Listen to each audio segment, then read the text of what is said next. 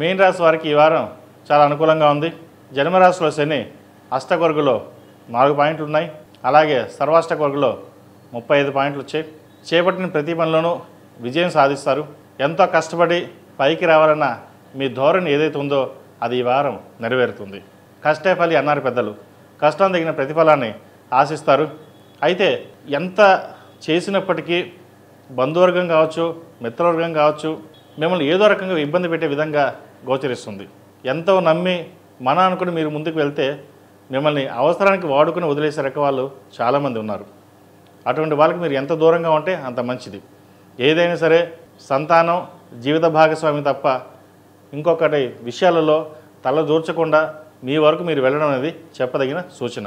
ఎన్ని రకాలుగా ఇబ్బంది పెట్టినా సరే భగవత్ అనుగ్రహం వల్ల మీకు ఎటువంటి ఇబ్బంది ఉండదు. ఆ పరమేశ్వర అనుగ్రహం మీకు తోడుగా ఉంటుంది. మీ పని మీరు చేసుకుపోండి, తర్వాత పరమేశ్వరుడే ఇస్తాడు మీకు.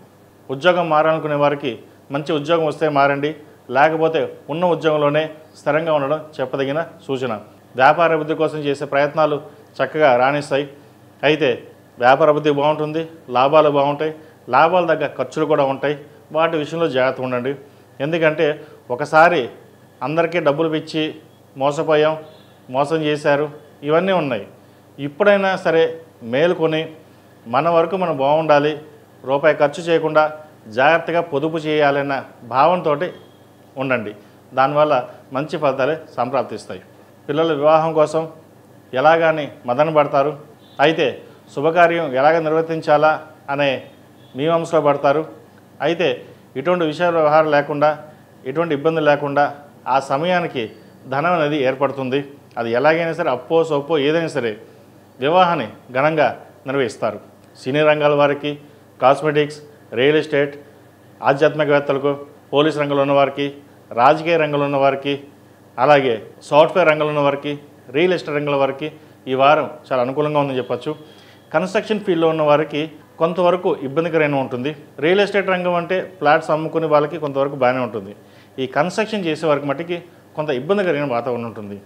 సరైన టైంకి కూలీలు దొరకపోవడం, లేదా ప్రాజెక్ట్ ఆగిపోవడం, లేదా ఏదో ఇబ్బంది పడి ఒక పని మొదలు పెడదాం అనుకుంటే ఇంకో పని ఆగిపోవడం, ఒక అడుగు ముందుకేస్తే 2 అడుగులు వెనక పడతాయి.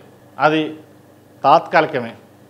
మీ పని మీరు చేయండి, ఆటోమేటిక్గా అవే సెటరేట్ అవుతుంది. ఈ రాశిలో జన్మించిన విద్యార్థులకు కాలం అనుకూలంగా ఉంది. విదేశీ వ్యవహారాలు వీరికి చక్కగా అనుకొస్తుంది. వెయ్యిలో రాహు సంచారం వల్ల విదేశీ యానం చేయగలుగుతారు. ఇటు ఉద్యోగపరంగా కావచ్చు, వ్యాపారపరంగా కావచ్చు, విద్యాపరంగా కావచ్చు. ఈ 3 రంగాల వారికి, 3 రకాలుగా ఉన్నవారికి ఈ వారం అనుకూలంగా ఉంటుంది. ఏదైనా ఒక నిర్ణయం తీసుకునేటప్పుడు పెద్దవాళ్ళ సలహాలు, సూచనలు తీసుకోండి. సొంత నిర్ణయాలు పనికిరావు. అయితే సొంత నిర్ణయాలు తీసుకునేటప్పుడు కూడా అందరి మాట వినండి. కానీ మీకు మీరుగా ఏది మంచో చెడో మీరు ఆలోచించుకుని ముందుకు వెళ్ళడం చెప్పదగినది.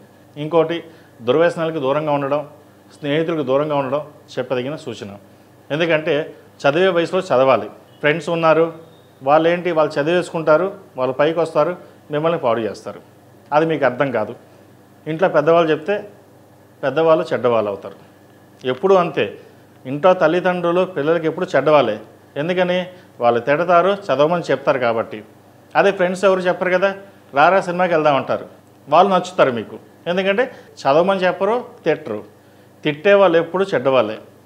కానీ ఒక్కటి గుర్తుపెట్టుకోండి, మిమ్మల్ని తిడుతున్నారు అంటే మీ మీద అభిమానం ఉన్నట్లు లెక్క, ప్రేమ ఉంది కాబట్టి మీరు పాడవకూడదు, మంచి వృద్ధిలోకి రావాలి అనే ఒక పట్టుదలతో మీకు చెప్తారు, మీ మేలు కోరి చెప్తారు.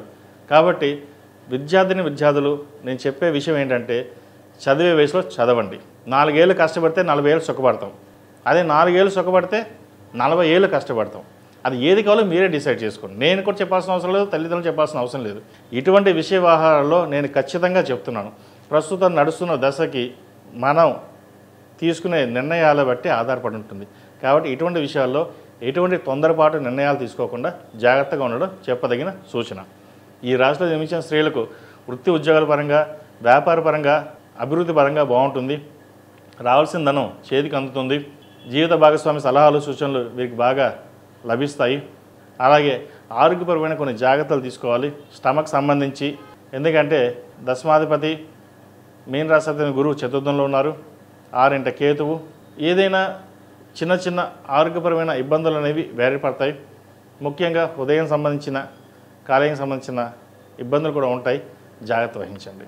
మొత్తం మీద ఈ రాశి వారికి గత 2-3 వారాల కంటే ఈ వారం కొంతవరకు చాలా బాగుందని చెప్పచ్చు. అయితే ఈ రాహుకేతుల ప్రభావం అనేది ప్రతి రాశి మీద ఉంటుంది కాబట్టి సుబ్రహ్మణ్య స్వామి వారికి అభిషేకాలు చేయడం, సుబ్రహ్మణ్య పాశుపత హోమం చేయించడం చెప్పదగిన సూచన. ఈ రాశిలో జన్మించిన వారికి కలిసి వచ్చే సంఖ్య 5, కలిసి వచ్చే రంగు ఎల్లో. ఏదైనా పని మీద బయటికి వెళ్ళేటప్పుడు మంగళవారం కానీ శుక్రవారం కానీ వెళ్ళండి, మంచి ఫలితాలు సంప్రాప్తిస్తాయి. అలాగే ఈ రాశివారు ఎవరికైనా అప్పు తీర్చేయాలనుకుంటే మంగళవారం కానీ ఆదివారం అడగని డబ్బులు ఇచ్చేయండి. సాధ్యమైనంతవరకు వీళ్ళకి అప్పులు తగ్గే అవకాశాలు చాలా వరకు వర్తిస్తాయి.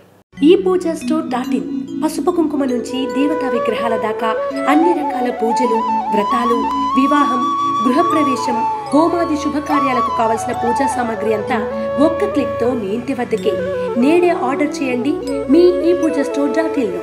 One stop for all puja needs.